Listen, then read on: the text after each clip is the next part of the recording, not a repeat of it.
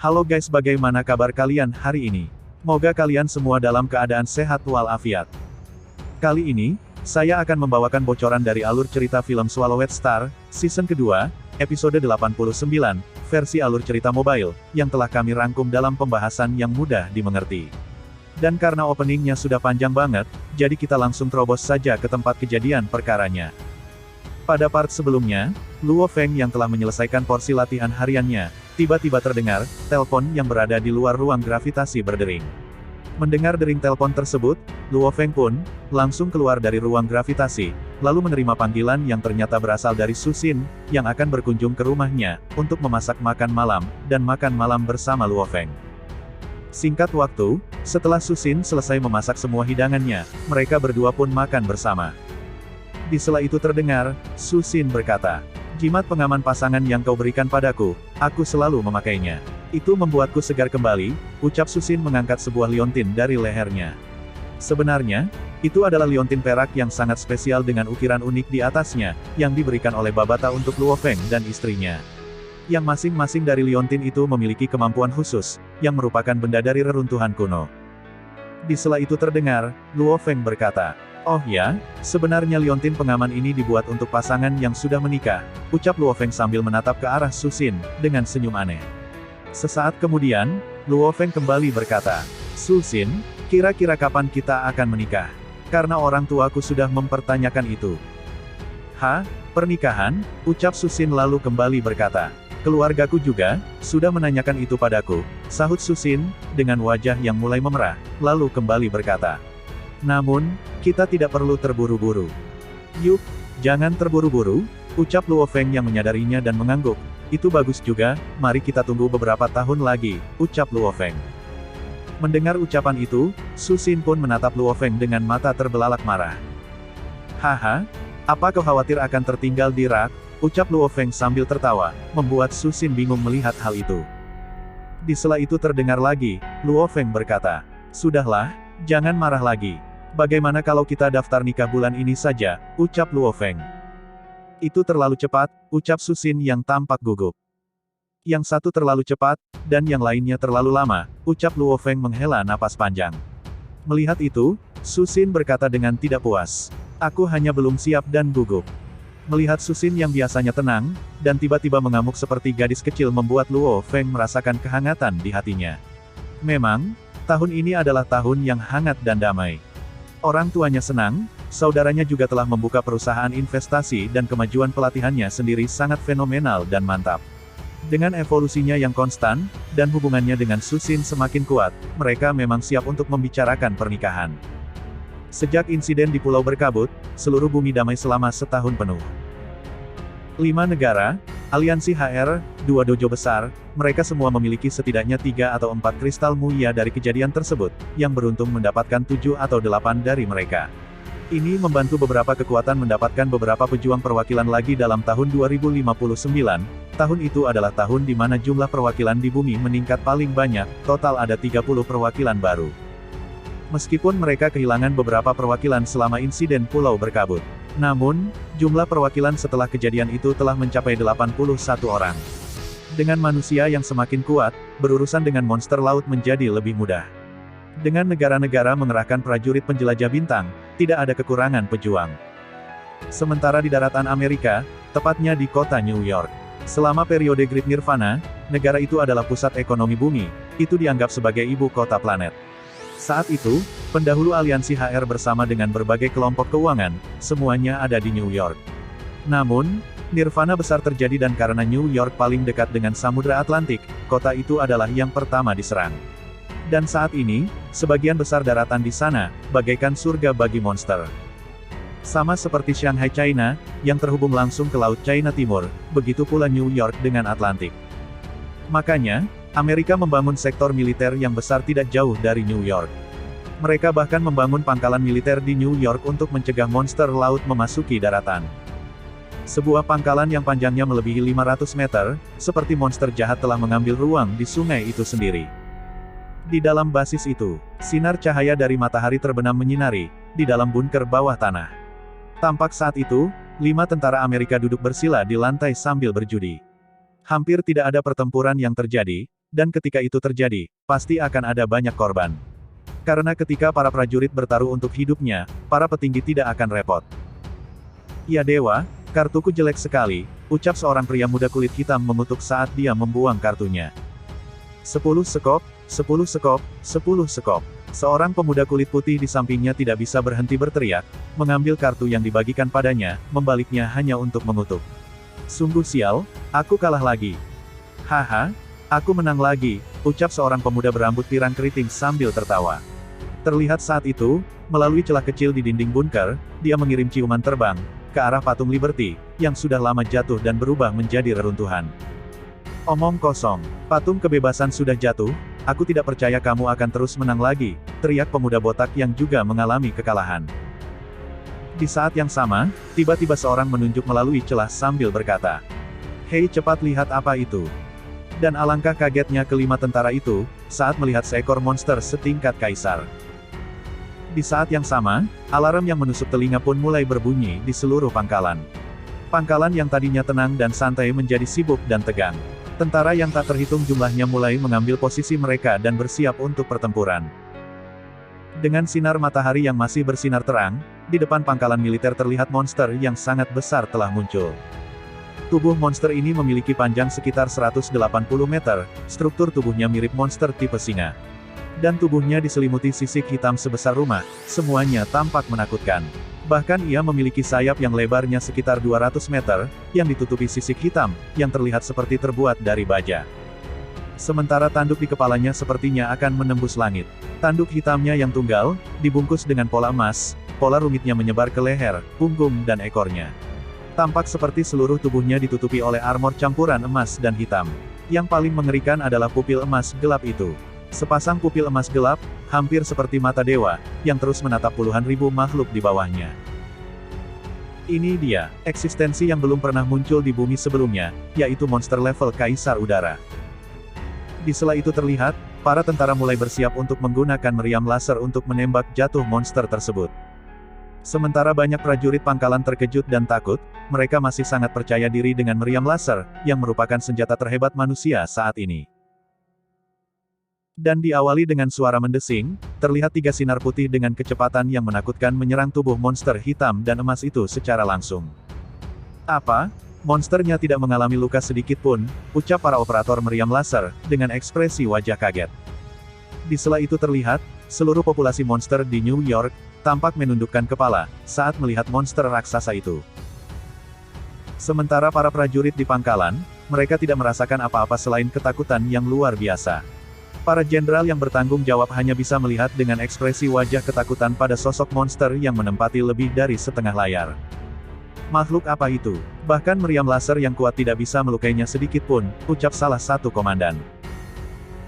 Di sela itu terlihat, makhluk itu membuka mulutnya lalu melolong keras, dan diikuti suara gemuruh dan bumi menjadi gelap, saat monster itu menutupi pangkalan dengan mulutnya yang telah terbuka lebar. Dan dalam sekejap, ruang di sekitar mulut makhluk itu telah melengkung, seluruh pangkalan benar-benar terangkat dari tanah dan terbang masuk ke dalam mulut monster tersebut. Lihatlah, makhluk itu menelan pangkalan hanya dalam satu tegukan sebelum menutup mulutnya. Sementara di reruntuhan gedung pencakar langit di kejauhan tempat laser ditembakkan, semua prajurit tampak pucat, seolah-olah mereka telah melihat hantu. Sesaat kemudian terdengar lagi suara gemuruh yang berasal dari kedalaman laut, dan diikuti dengan munculnya 2 monster laut yang besar. Jika Luo Feng dan Hong atau yang lainnya melihat makhluk ini, mereka akan mengenali kedua makhluk ini adalah 2 monster Kaisar Agung. Di sela itu terlihat lagi, air laut yang tampak mulai mendidih. Ketika monster laut lain yang tak terhitung jumlahnya muncul, mereka semua tampak seolah-olah telah melihat dewa mereka dalam makhluk misterius, yang terus melolong sambil mengangkat kepalanya dan meraung, seolah-olah panglima perang yang sedang memanggil prajuritnya, karena setiap kali meneriakkan lolongan panjang, monster-monster air yang tak terhitung jumlahnya muncul dari kedalaman laut. Terlihat saat itu, 2 monster Kaisar Agung lainnya, mengikuti raungan dari sosok monster misterius. 2 monster Kaisar Agung, yang satu adalah monster berbentuk gurita yang sangat besar, yang menutupi daratan, dan menelan seluruh pulau. Sementara monster Kaisar Agung lainnya, adalah sesuatu yang keluar dari legenda Cina, yaitu seekor naga yang panjangnya lebih dari 1000 meter, dengan tubuhnya yang tampak berkedip, dengan energi listrik yang menyelimuti tubuhnya. Kedua monster Kaisar Agung itu juga mengeluarkan raungan yang menyebar ke segala arah, raungan dan suara lain yang tak terhitung jumlahnya mulai datang dari air di bawah, di mana makhluk air yang tak terhitung jumlahnya mulai dengan cepat mengikuti arus dan menyerang ke wilayah daratan manusia. Sementara di Cina, kota Yangzhou, kota pusat Jiangnan, rumah Luo Feng. Saat itu terlihat, jarum jam telah menunjukkan pukul 8 malam. Di sofa ruang tamu, Luo Feng duduk bersama Su Xin, sambil melihat ke layar TV. Di sela itu terdengar, Su Xin berkata, "Hari ini salah satu wanita bawahanku pergi untuk mengadu pada seseorang. Meskipun saya tidak terlalu menyukai laporan ini, namun manajer Li benar-benar tidak tahu bagaimana bersikap di depan umum. Apakah dia harus begitu narsis dan sombong, dan menempatkan sebuah masalah bukan pada tempatnya," ucap Su Xin saat mengobrol dengan Luo Feng. "Ya sudah, kalau begitu pecat saja dia," ucap Luo Feng yang tanpa basa-basi. Mendengar ucapan itu, Su Xin pun berkata, "Menjalankan perusahaan tidaklah mudah, saya tidak bisa memecat siapapun begitu saja. Apalagi keterampilan dan keahlian manajer Li cukup bagus, saya akan coba berbicara dengannya ketika saya kembali," ucap Su Xin.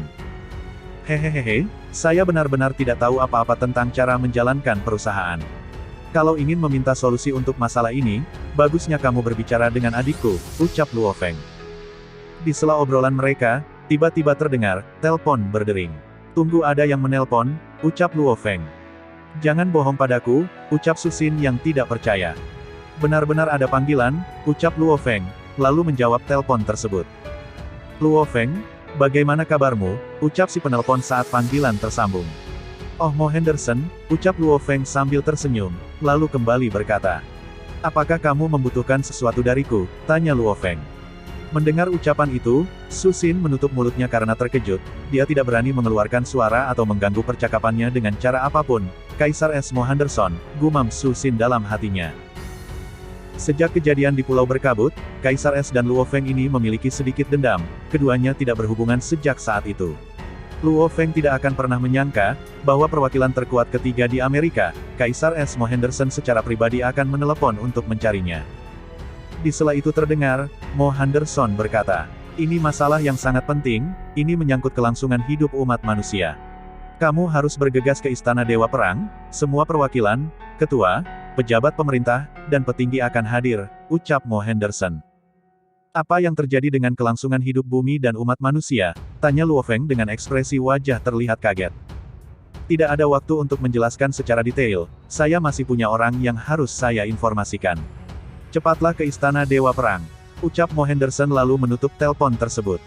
Memang, bagi pemerintah Amerika untuk menyampaikan berita kepada seseorang yang penting dan berstatus seperti Luo Feng, mereka tidak bisa begitu saja memilih secara acak untuk dihubungi, jangan sampai Luo Feng mengabaikannya. Namun, seseorang seperti Mo Henderson yang menyampaikan berita tersebut memiliki kredibilitas yang lebih besar. Sementara Luo Feng, setelah panggilan terputus, ia tampak sedikit mengangkat alisnya.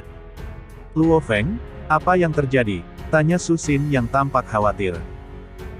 "Tidak tahu, yang pastinya aku harus memasuki ruang virtual untuk melihat. Aku akan memberitahumu ketika aku kembali," ucap Luo Feng langsung pergi ke lantai 2 dan masuk ke ruang gravitasi, lalu menutup pintu ruang tersebut. Dalam kondisi normal, ruangan tersebut hanya dijaga satu kali gaya gravitasi bumi. Terlihat saat itu, Luo Feng duduk bersila, lalu berkata pada Babata, "Babata, bantu aku terhubung langsung ke ruang virtual Istana Dewa Perang," ucap Luo Feng mengarahkan pikirannya langsung ke ruang manset pergelangan tangannya, berbicara dengan Babata.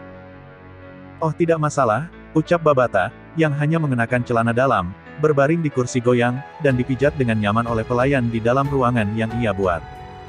Dan diawali dengan suara mendesing. Sebuah ruangan yang sangat besar, ini adalah pertama kalinya Luo Feng memasuki ruangan tempat tinggal para Dewa Perang. Dia masuk ke dalam ruangan dengan mengenakan jubah Cina bermotif emas. "Perwakilan Luo, tolong langsung menuju ke ruang pertemuan lantai atas," ucap sebuah suara otomatis terdengar di ruangan itu. "Ruang pertemuan lantai atas," gumam Luo Feng yang tampak kaget, karena itu adalah ruang pertemuan terbesar para Dewa Perang, biasanya sebagian besar pertemuan diadakan di sana. Untuk gathering kali ini diadakan di sana, itu jelas berarti sesuatu yang besar telah terjadi. Menyadari akan hal itu, Luo Feng dengan cepat meninggalkan ruangan dan menaiki tangga yang berkelok-kelok. Luo Feng bertemu dengan dua perwakilan lainnya, bersama dengan beberapa Dewa Perang berjubah putih. Saat itu terlihat, Luo Feng mulai mengobrol dengan kedua perwakilan itu, dan sudah jelas bahwa kedua perwakilan ini juga tidak yakin tentang apa yang terjadi, hanya pihak Amerika yang tahu jelas tentang diadakannya pertemuan ini. Di sela itu terlihat, semua orang mulai memasuki ruang pertemuan. Di ruang pertemuan lantai atas, sudah lebih dari 50 perwakilan mengenakan jubah emas telah muncul, bersama dengan Dewa Perang berjubah putih. Banyak yang berkulit putih tidak hanya terdiri dari Dewa Perang, tetapi juga para petinggi dan pemimpin dari 5 negara besar. Para pemimpin itu mungkin presiden atau wakil presiden, tetapi kekuatan pertempuran mereka tidak semuanya di level Dewa Perang. Biasanya, mereka tidak memiliki kewenangan untuk masuk, namun hari ini, mereka memiliki izin khusus. Di sela itu terdengar, seseorang menyapa Luo Feng. "Jia Yi," ucap Luo Feng berjalan untuk menjabat tangan Jia Yi. "Apa kau tahu apa yang terjadi?" tanya Luo Feng. "Saya pikir sesuatu yang besar telah terjadi di Amerika, tapi saya tidak terlalu yakin dengan detailnya," ucap Jia Yi menggelengkan kepalanya. "Namun menurut percakapan singkat yang kami lakukan dengan Presiden Amerika, semuanya menjadi sangat serius. Sesuatu yang dahsyat. Namun demikian, mereka tidak mendapat kesempatan untuk menjelaskan banyak hal secara detail, mereka harus buru-buru memberitahu semua negara dan pihak lain." "Apakah telah terjadi bencana?" gumam Luo Feng dalam hati. Di sela itu terdengar, Jia Yi berkata, "Ayo pergi, kamu masih belum bertemu cukup banyak pemimpin China, sekarang waktunya untuk mengenali mereka," ucap Jia Yi sambil menarik Luo Feng, untuk bertemu dengan beberapa pemimpin. Terlihat jumlah orang di ruang pertemuan terus bertambah. Suasana di ruangan pun mulai tampak tegang, sebelum 5 menit berlalu, semua perwakilan, pemimpin dari 5 negara besar, ketua dari aliansi HR dan orang-orang semuanya telah tiba. Bisa dikatakan dalam rentang waktu yang singkat, semua kekuatan, pemimpin, dan pemerintah bumi berkumpul di satu ruang itu. Perwakilan pertama ada di sini. Presiden Amerika juga ada di sini. Luo Feng menoleh, Hong, Dewa Petir bersama dengan Mo Henderson dan yang lainnya telah tiba bersama, di antara mereka adalah Presiden. Melihat ketiga orang itu, ruang pertemuan tiba-tiba menjadi sunyi. Di sela itu terlihat, Presiden langsung berjalan ke podium. "Rekan pemimpin, perwakilan, ketua," ucap Presiden berkulit hitam, dengan ekspresi yang bermasalah dan merendahkan suaranya saat dia berbicara. "Saat ini semua kekuatan dunia berkumpul di sini, ini seharusnya pertemuan yang menggembirakan. Namun, saya harus memberitahu dengan menyakitkan semua orang bahwa malapetaka dan akhir ada di atas kita," ucap Presiden, yang membuat ekspresi semua orang berubah. "Saya tidak bisa menjelaskan sepenuhnya, tolong semuanya, lihat rekaman ini," kata Presiden berkulit hitam itu dengan serius, dan di saat yang sama, sebuah layar besar muncul di depan ruang pertemuan, dan mulai menampilkan video.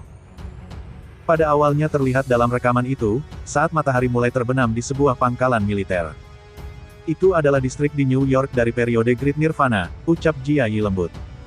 "Lalu apa yang terjadi?" tanya Luo Feng sambil mengangkat alisnya, saat melihat pemandangan di layar yang tampak tenang.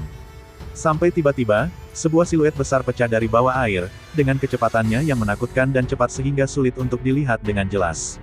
Seseorang hanya bisa melihat siluet hitam yang naik dan melayang di depan pangkalan. Ini adalah makhluk misterius yang belum pernah dilihat manusia sebelumnya. Terlihat cakar yang kuat, sayap besar yang tertutup sisik, ekor yang kuat, dan tanduk yang menembus langit.